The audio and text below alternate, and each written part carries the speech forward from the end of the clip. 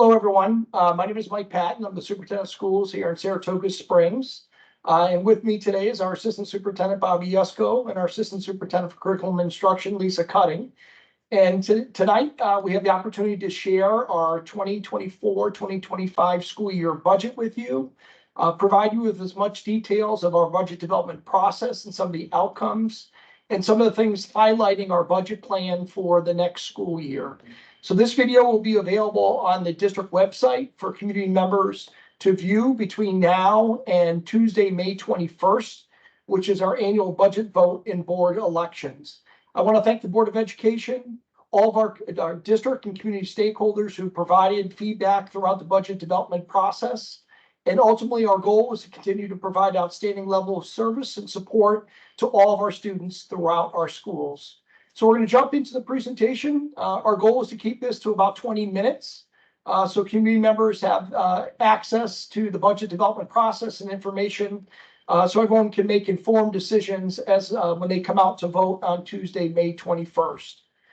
So again, I mentioned with me today is Bobby Yusko, our Assistant Superintendent for Business, Lisa Cutting, our Assistant Superintendent for Curriculum and Instruction. And I also want to recognize Dave Alhamadou, our Assistant Superintendent for Information Technology, Operation Innovation, and Dr. Joe Greco, our Director of Budget and Program Integration, who played a key role with our district level leadership team, working closely with our principals, our directors, and all of our faculty and staff throughout the district in preparing next year's budget. So the budget process is ongoing throughout the course of the school year. As soon as the community votes and approves a budget, we're already looking ahead to the following school years. So our Board of Education obviously is dedicated to and committed to being fiscally responsible, but also providing outstanding learning opportunities for all of our students. And so the board is engaged in the budget development process throughout the course of the school year.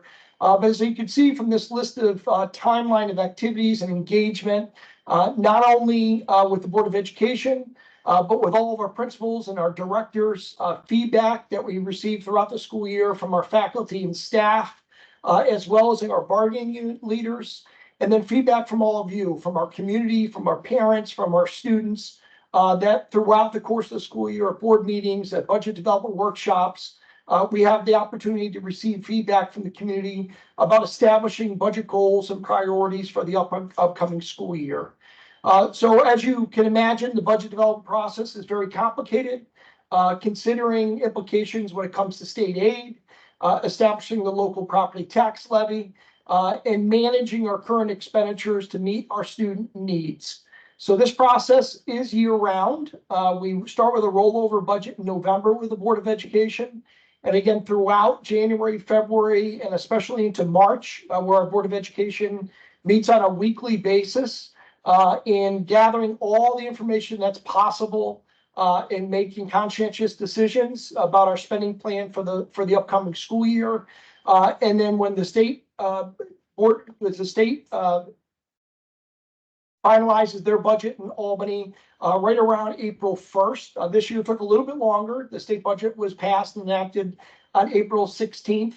That allowed our Board of Education to have all the information necessary to adopt the budget on April 25th this year. So this year presented some unique challenges for the school district in preparing next year's budget. One of the things that we've been very fortunate to have available to us over the last 3 years was the federal COVID funds.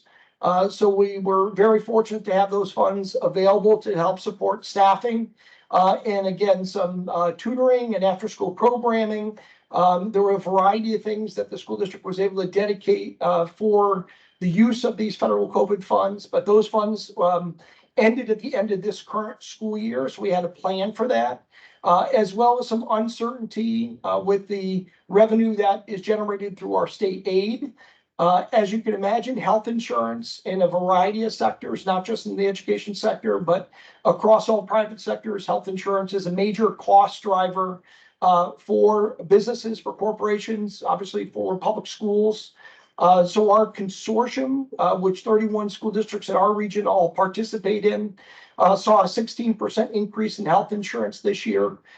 Inflation obviously continues to be a challenge, not only for schools, but obviously for families. You see it when you go to the grocery store, increase in cost for goods and services. So anticipating that increase in inflation and just the cost of doing business. Our ERS and TRS is the employment retirement and teacher retirement systems. So those are obligations school districts have to pay for those costs. Contractual obligations, and again, that's working with each of our bargaining units through negotiations. Not only our initial investment in our staff, but some of those long-term contracts the school district is obligated to as part of the negotiations process. We have a wonderful working relationship with our BOCES, who helps provide support services and programs and opportunities for students, whether it be in career and technical education. Many of you are familiar with the programs over at the Meyer Center, where our students would go for career and technical education training. We also have early college career academy programs and P-TECH programs, which are college articulation agreements where students are earning college credit while they're in high school. So expanding on providing more of those opportunities for our students, as well as within our special education program, the continuum of services, programs and supports to meet all of our students' needs within pupil services. And also some of the social emotional supports, our dedication to having social workers and psychologists and school counselors in our buildings. Utilities and commodity costs, again, very similar to your home. The cost of natural gas, the cost of electricity, the cost of gasoline to operate our vehicles, all those utilities, again, anticipating what those increases in operating expenses are for next year, as well as keeping up with some of the mandates that come from either the state or other mandates in education that the school district has to be able to keep up with and maintain. Some of those mandates are funded, but oftentimes those mandates are not funded. So we have to come up with opportunities within the district to fund some of those mandates. And then finally, each year, looking at positions across the district, whether it be through retirements, whether it be through open positions that we have not been able to fill, but just always looking at ways to improve our operational efficiencies, not only through our spending, but also through our staffing as well. So I'm going to turn it over to Bobby. He's going to give us a little detail financially about some of the challenges this year. And then Lisa's going to talk about some of the opportunities for us in next year's budget.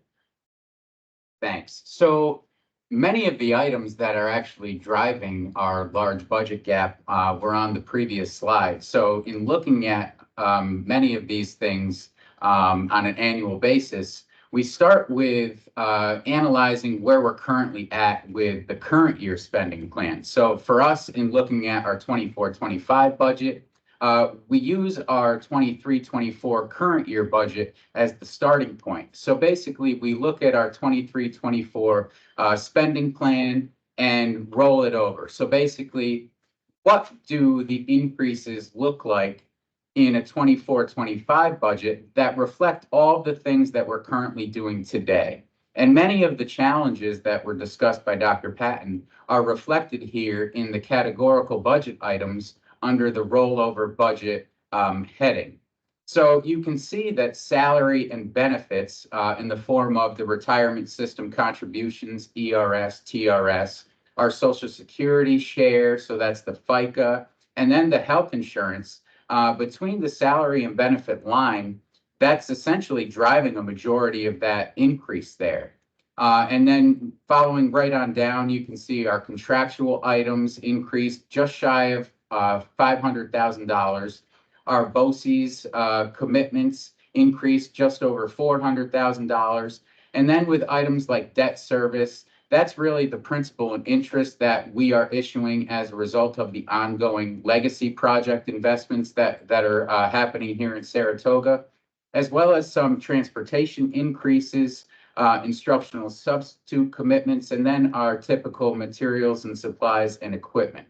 So in looking at each of these increases in these budget categories, we were essentially faced with a scenario where our expenditures were just over $151 million. So we shift over our focus to the revenue side of the budget, and same kind of theory. We use our starting point for the current year, our 23-24 budget, and then we look at our tax levy. So there's a statutory calculation that school districts have to go through to arrive at your next school year's allowable tax levy limit. And that for Saratoga for 24-25 is 3.49%. So that represented an additional revenue of just over $3.3 million. And then with the onset of the state budget negotiating process, with Governor Hochul coming out with her executive budget proposal, there were some changes that were proposed to the state funding formula in foundation aid. So the original state aid proposal called for a decrease year to year of just about $936,000. And you might have also heard locally, Quad Graphics is actually closing down. So there was a standing pilot agreement that Quad Graphics had with the IDA. So the district was receiving pilot revenue as part of that agreement. Because of the closure of the plant, that pilot agreement essentially becomes null and void. So what that does for the district is it strips the district of pilot revenue of about $305,000. And then the district every year has an approved fund balance and reserve plan. And the original plan that was approved by the board called for a decrease in fund balance and reserves necessary to balance a budget of about $640,000, excuse me. So in looking at those items, that put us at a revenue total of just about 144.2 million. So in comparing our rollover expenditures to our rollover revenues, our budget gap to start off the budget season was just a little bit over $7 million. So in looking at this budget gap, the district and leadership really had to take a close look at some of the existing things that, as I had referenced, what are we doing in terms of our program and staffing and benefits associated with those positions? So really a lot of our budget gap reduction efforts focused on reallocations and reductions of staffing, mostly through attrition. And in looking at those areas for savings and reallocation, we were able to reduce that expenditure budget by $2.5 million. And with the state budget negotiating process, there was $2.5 million that came back to us through what's called the hold harmless provision at the state level. And a little bit of information about this hold harmless provision. Basically, it guarantees that a school district will not receive less state aid in the next school year than they did in the previous school year. And the governor, as I had mentioned, proposed some foundation aid changes through the state aid formula. And that is reflected up top of a state aid reduction of $935,000. Part of the final budget negotiations restored $2.5 million to the district of funding, which was a very positive development. And then in a rising interest rate environment, we're also comfortable utilizing $200,000 for additional interest and earnings. And finally, after all of that was said and done, we were still facing a budget gap of $1.8 million. So rather than continue to find areas on the expenditure side of the budget to reduce or reallocate, the board was comfortable in utilizing basically our savings, our fund balance and reserves that we have locally on hand, and taking $1.8 million of additional fund balance and reserves to balance the budget. So our final budget is $148.7 million, or a 4.2% year-to-year budget increase. And I had alluded to this question a little bit. Do we get extra money from the state? Yes is the answer. You can see on an annual basis, year to year, we are receiving just over $1.5 million in additional funding, or 4.77%. But I'll call your attention to the red circle that focuses on the decrease of $41,000 of foundation aid. And really, this is the most important thing and takeaway from this budget season is that our foundation aid amount year to year is not growing. And this forces us to continue to look at each of these categorical aids and ask the question, without some of the aid categories like BOCES or building aid, what is our actual growth? And while we look at these categories and we remove these from the state aid equation, you'll notice that we're only looking at an increase of about $89,000. So part of the reason this is concerning is that every category below the foundation aid category, essentially you have to spend money to receive state aid in the following school year. So if you're seeing an increase in those items from year to year, the takeaway is the district has to spend more money in those areas to receive more state aid in the next school year. And we're not seeing growth in our major category of foundation aid. And how about the school tax levy? So as I alluded to a little bit earlier, our statutory tax cap limit is 3.49%. Obviously, this is something that we're very cognizant of and aware of and sensitive of because a majority of our revenue comes from the local tax base here. Almost 68% of our annual revenue is derived from our local community. So because of that sensitivity, we're very cognizant and aware of the fact that our property owners within our community are making up the majority of new revenue on an annual basis. So the district right now being in a position where we need to maximize our revenue raising capability, we're making the decision to move forward with a 3.49% levy increase, which is right at our statutory limit of 3.49%. And that translates to a dollar increase of about $3.3 million. So how does this impact you, the local taxpayer? So on $100,000 of assessed value, you're going to notice an estimated increase of about $33 a year. Obviously, we know that $100,000 of assessment is a little bit unrealistic for properties here in Saratoga. So if you look at about a $300,000 assessment, you're looking at roughly $8.25 a month, or just under $100 on an annual basis. And I had mentioned, after the state final budget negotiations were complete, the district, even though we got $2.5 million of funding restored, we were still facing a budget gap of $1.8 million. So the board and district administration essentially made the decision to take local savings, cash on hand that we maintain in our fund balance and reserves, and committing $1.8 million additional towards the budget to give us a balanced budget moving forward into the 24-25 school year. So as far as what the 24-25 budget provides in the classroom and what community members and all stakeholders would see, these are some of the things that you would see happening in our classrooms and around the district. Our first is an investment in high quality classroom instruction.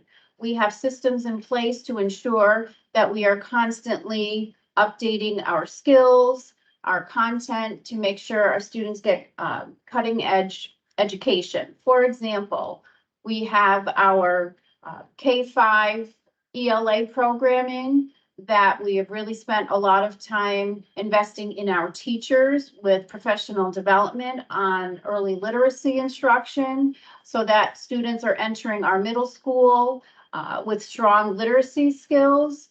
We also have our curriculum renewal system, which allows us to systematically look at each program, whether it's science or art or music, and evaluate it for strengths and areas of need.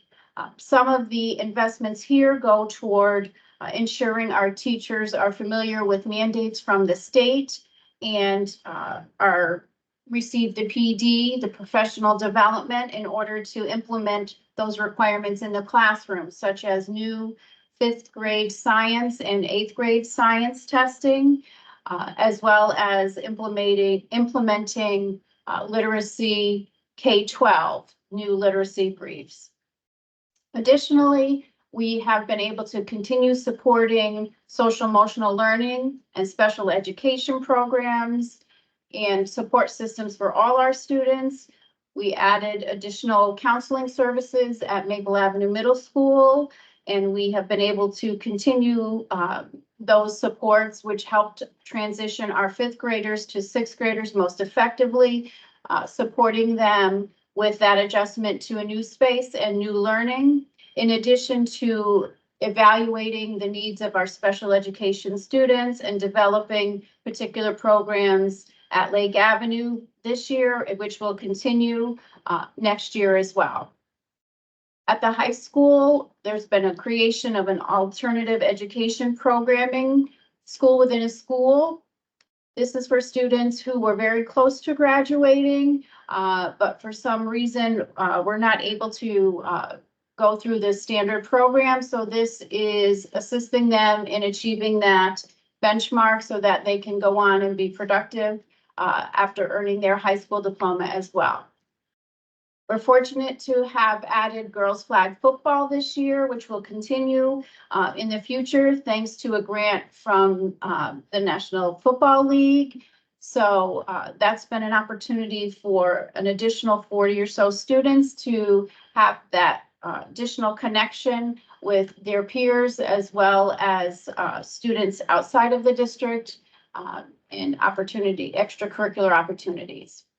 It was previously mentioned that we had to make 2.5 million in reductions and reallocations of operating costs. This was achieved through examining our enrollment. We were able to reduce a section at the elementary level due to lower enrollment trends that we have been seeing and will continue to see. Looking at all of our staffing across all bargaining units and reallocating where need was. There was a reduction to principalship from a principal to an assistant principal position, and as well as not filling open positions that were open across the bargaining units for this year. Also, as previously mentioned, we have a 3.9% tax levy increase, which is within the local tax cap limit. And again, the use of fund balance and reserves to balance the budget at the $9.2 million. And aside from the budget proposition that we have on the ballot, there will also be a bus bond proposition on the ballot. Every year, the district tries to, as part of its annual bus replacement cycle, we try to replace anywhere between 8 to 12 vehicles per year. So this represents the current school year's bus bond proposition that we're asking voters to approve. We'll be moving forward with hopefully acquiring 5 66 passenger vehicles, 3 additional 66 passenger vehicles with luggage compartments. These will mostly help to aid trips for our extracurricular activities where they might need to, house instruments and things like that on these vehicles, or for sports related trips as well. And then we're also asking for 2 35 passenger vehicles and 1 25 passenger vehicle with the capacity to hold 6 wheelchair passengers as well. So the total cost of this bond proposition is $1,723,000. The district would receive transportation aid on these purchases. So the district has receives transportation aid on these acquisitions. Our transportation aid ratio is about 43%. So that would leave the difference to be funded by the locality, meaning the local tax base. So over a 5-year period where we would repay this bond, the annual cost would be about $195,000 to the community for a 5-year period. And finally, what happens if the budget does not pass? So there's a couple options. The board could choose to put a budget back up for a revote in June. It would just be the same or a revised version of the spending plan that was defeated in May. Or the board can choose to elect to adopt a contingency budget, which is reflected on this slide. So this would essentially call for the district to make some additional reductions in the administrative, program, and capital related categories of the budget. And rather than having a $148.7 million budget, the contingency budget would be $147.3 million. And the other important piece about a contingency budget is that a bus bond proposition under a contingency budget would actually be prohibited. So the district would not be able to move forward with the planned replacement cycle for the 24-25 school year, and the tax levy would not be able to be increased as well. So in addition to voting on the annual budget and the bus bond proposition, on Tuesday, May 21st, community has the opportunity to vote for 3 of our next board trustees. We are very fortunate to have 9 committed members of our community who volunteer their time in unpaid positions for 3-year terms serving on our Board of Education. And so we are very fortunate. There are 5 members of the community who've submitted their ballot. That would be appearing on the board ballot on Tuesday, 21st. And those are Matt Copans, Connie Wojtovich, Joseph Sabanos, Amanda Ellithorpe, and Deb Amory. So those 5 candidates, members of the community, would be voting for those top 3 candidates who would start 3-year terms starting on July 1st.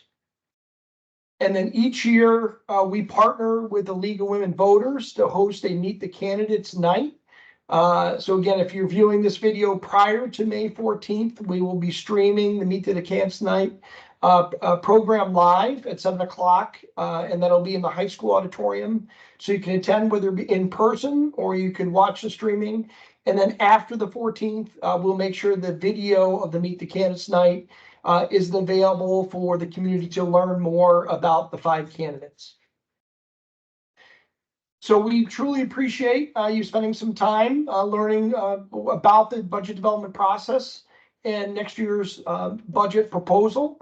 And we encourage all members to come out and participate in the budget vote on Tuesday, May 21st. More information is available on the district website. If there are any community members that are interested in learning more about the budget or would like a district representative to come to any community group over the next few weeks, we'll be more than willing to do so. Please reach out to my office, the superintendent's office, and we'd be more than willing to answer any questions that you have about next year's budget vote. So we truly appreciate your cooperation and your support, and look forward to seeing everybody on Tuesday, May 21st. Thank you very much for your time.